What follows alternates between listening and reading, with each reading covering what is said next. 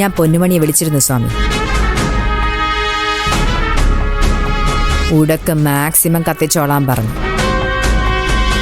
നിരഞ്ജന്റെ അമ്മയ്ക്ക് ഒരു സ്വസ്ഥതയും കൊടുക്കരുത്. അവളെ തേറ്റിട്ടുമുണ്ട്. എല്ലാം ഞാൻ വിചാരിച്ച പോലെ നടന്ന അധികം വൈകാതെ തന്റെ ജയശങ്കർ സാറ് ഒറ്റയ്ക്കാവും.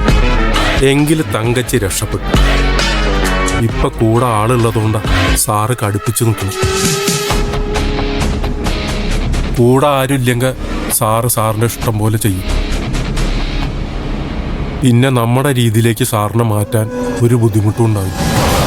പൊന്നുമണിയുടെ ശല്യം സഹിക്കാൻ വയ്യാതാവുമ്പോ നിരഞ്ജന്റെ അമ്മ ആ വീട്ടിൽ നിന്ന് ഇറങ്ങും. അതാണ് എൻ്റെ പ്രതീക്ഷ. അവരെന്തായാലും തൻ്റെ സാറിൻ്റെ വീട്ടിൽ വന്ന് താമസിക്കാൻ പോണില്ല. അപ്പൊ വാടകയ്ക്കൊരു വീടെടുക്കേണ്ടി വരും. അമ്മയെ തനിച്ച് നിർത്താൻ പറ്റുമോ? ഒന്നുകിൽ സഹായത്തിനൊരു സ്ത്രീയെ വയ്ക്കണം, അല്ലെങ്കിൽ നിരഞ്ജനും അക്ഷരയും പോയി കൂടെ നിൽക്കേണ്ടി വരും. രണ്ടാമത് പറഞ്ഞതാണ് നടക്കാൻ സാധ്യത. നിരഞ്ജനും അക്ഷരയും ജയശങ്കർ സാറിന്റെ വീട്ടിൽ നിന്ന് ഇറങ്ങും. പക്ഷെ അതിനൊരു തടസ്സം. ശ്രുതി മോളല്ലേ, അവളെ അവര് കൊണ്ടുപോകും. അതിന് സാറ് സമ്മതിക്കൂ? സമ്മതിക്കാതിരിക്കാൻ പറ്റില്ലല്ലോ. ശ്രുതി അവരുടെ കുട്ടിയല്ലേ. അപ്പോഴും കാഞ്ചന അവിടെ തന്നെ ഉണ്ടാവും. ഏട്ടൻ തനിച്ചല്ലേ എന്നും പറഞ്ഞ് അവരവിടെ കടിച്ചു തൂങ്ങി നിന്ന നമ്മുടെ എല്ലാ പദ്ധതിയും പൊളിയും. അതുകൊണ്ട് നിരഞ്ജന ഇറങ്ങുന്നതിന്റെ തൊട്ടു പുറകെ കാഞ്ചന ഇറങ്ങണം. ആ ഉത്തരവാദിത്വം ഞാൻ തന്നെ ഏൽപ്പിക്കുക. ഞാനൊന്നും ചെയ്തില്ലെങ്കിലും അവരിറങ്ങും. അവർക്ക് സാറിന് തീരെ ഇഷ്ടമല്ല. സ്വന്തം ചോരയാ, അത് മറക്കരുത്. സാർ ഈ ലോകത്ത് ഏറ്റവും കൂടുതൽ വെറുക്കുന്നത് വിശാലിനെയും അവന്റെ അമ്മ കാഞ്ചനെയും. തിരിച്ചു അതുപോലെ തന്നെ. അതുകൊണ്ട് പേടിക്കേണ്ട ആവശ്യമില്ല. നിരഞ്ജൻ സാർ ഇറങ്ങിയ തൊട്ടടുത്ത നിമിഷം കാഞ്ചനിയും ഇറങ്ങും. അതോടെ ജയശങ്കർ സാറ് തനിച്ചാവും. പിന്നെ നമ്മൾ തീരുമാനിക്കുന്നതാ കാര്യങ്ങൾ. എന്തായാലും ഇത്രയും കാത്തില്ലേ സ്വാമി, കുറച്ചുകൂടി കാക്കാം. ഞാനും ജയശങ്കറും തമ്മിലുള്ള തർക്കവും കേസുകളും തീരാൻ ഇനി അധികം ദിവസം കാത്തിരിക്കേണ്ടി വരില്ല.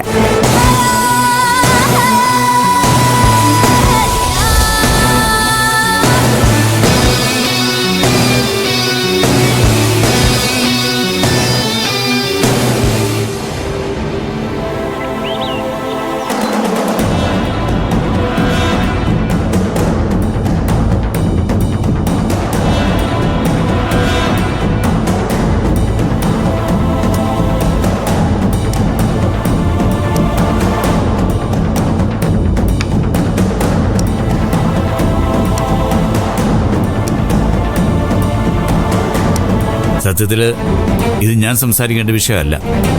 പക്ഷെ ആ വീട്ടിൽ എന്ത് സംഭവിച്ചാലും അത് നിരഞ്ജനെ കൂടെ ബാധിക്കുന്നതാണല്ലോ എന്ന് ഓർക്കുമ്പോൾ അതുകൊണ്ട് ചോദിക്കുക. ആ പൊന്നുമണിയുടെ കാര്യത്തിൽ ഞാൻ ചില വിവരങ്ങൾ അറിഞ്ഞു. അത് ശരിയാണോന്നറിയാനാ. പുകഞ്ഞ കൊള്ളി പുറത്ത്. സഹായിക്കാവുന്നതിന്റെ പരമാവധി നിങ്ങൾ സഹായിച്ചതല്ലേ. ഇനി മതി നിരഞ്ജൻ. ചേരേണ്ടതേ ചേരും. അവൾക്ക് ശരവണനെ മതിയെങ്കിൽ അവരൊരുമിച്ച് പോട്ടെ എന്ന് വിചാരിക്കണം. നമ്മൾ വിചാരിച്ചാൽ ചിലരെ ഒന്നും രക്ഷിക്കാൻ കഴിയില്ല നിരഞ്ജൻ. ഒന്ന് നിർത്താമോ ഡാഡി? ആകെ വിഷമിച്ചിരിക്ക. അതിനിടയിലാ ഡാഡിയുടെ വക ഉപദേശം. ഞങ്ങളുടെ ആരുടെയും കുറ്റം കൊണ്ടൊന്നും അല്ല ഇങ്ങനെയൊക്കെ സംഭവിച്ചത് എന്ന് ഞാൻ പറഞ്ഞു.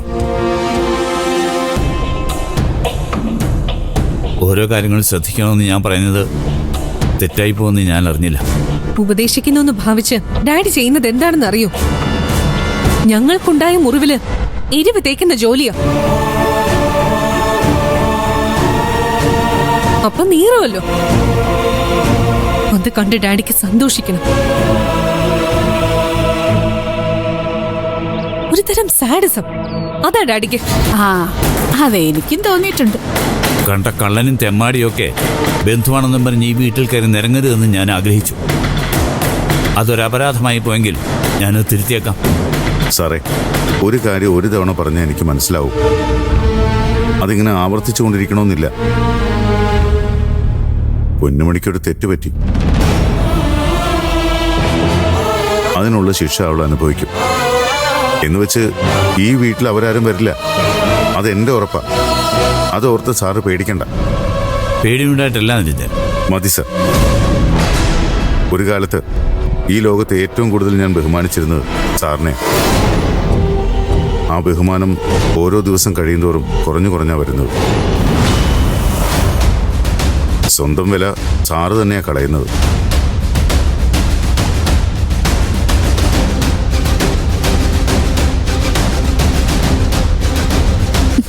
വെറുതെ എന്തിനാ ഏട്ടാ? ഞാൻ പറഞ്ഞതാണോ കുറ്റം? ഒന്നും മിണ്ടാതിരിക്കേട്ടാ. ഇല്ല, ഞാൻ ഇനി ഒന്നും പറയുന്നില്ല. പോരെ? ആ, അതാ നല്ലത്.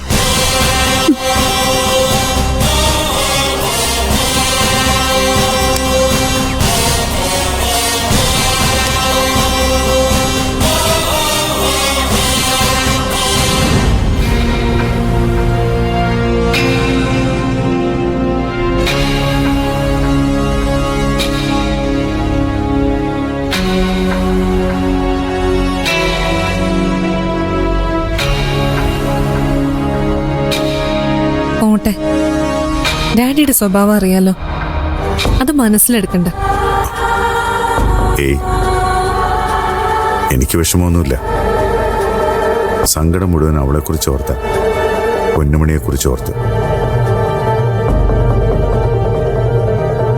എന്തിനാ അവൾ ഇങ്ങനെ ഒരു തീരുമാനം എടുത്തത്? ആരെ തോൽപ്പിക്കാനാ? വാശി കാണിച്ച നശിക്കുന്നത് അവളുടെ തന്നെ ജീവിതമാണെന്ന് എന്തുകൊണ്ട് അവൾ ഓർക്കുന്നില്ല? ശരവണൻ അവളോട് പ്രതികാരം ചെയ്യുന്ന എനിക്ക് തോന്നുന്നത്. ജയിലിലായതിന്റെ ദേഷ്യം മുഴുവൻ അയാൾ അവളോട് തീർക്കും. അതെന്റെ അമ്മയെ സഹിക്കണ്ടേ അക്ഷരേ? അമ്മയെ നമുക്ക് ഇങ്ങോട്ട് കൊണ്ടുവരാം. അല്ലെങ്കിലും ഇനി ആ വീട്ടിൽ നിർത്തുന്നത് ശരിയല്ല. അമ്മ ഇങ്ങോട്ടൊന്നും വരില്ല. വന്നാൽ തന്നെ കൊണ്ടുവരാനും പറ്റില്ല. സാറിന്റെ സ്വഭാവം അറിയുന്നല്ലേ. ഇവിടെ അമ്മ കിടന്ന് അനുഭവിക്കേണ്ടി വരും. പിന്നെ എന്ത് ചെയ്യും? എന്തെങ്കിലും ചെയ്യണം. എന്തായാലും ഞാൻ അങ്ങോട്ട് പോകുന്നുണ്ടല്ലോ. ചെന്നിട്ട് തീരുമാനിക്കാം. ആ ശരവണന്റെ ആദ്യ ഭാര്യയുടെ പരാതി നിലനിൽക്കുമ്പോ ശരവണനെ പൊന്നുമണിയായിട്ട് ജീവിക്കാൻ പറ്റുമോ? ലിവിങ് ടുഗദർ അല്ലേ. നിലവിലുള്ള കല്യാണം ഡിവോഴ്സ് ചെയ്യാതെ മറ്റൊരു കല്യാണം കഴിക്കാൻ പാടില്ല. കഴിച്ചാലും ആ കല്യാണം സാധുവായിരിക്കില്ല. അതാണ് നിയമം. ഇവിടെ കല്യാണമല്ലല്ലോ, ലിവിങ് ടുഗദർ അല്ലേ. മാരേജ് എന്ന ബോണ്ടിന്റെ പരിധിയിലോ കോൺട്രാക്ട് എന്ന പരിധിയിലോ അത് വരുന്നില്ലല്ലോ. വല്ലാത്തൊരു കുരുക്ക അവൾ ഉണ്ടാക്കിയിരിക്കുന്നേ. സ്വയം അനുഭവിക്കേണ്ടി വരും, അല്ലാതെന്താ?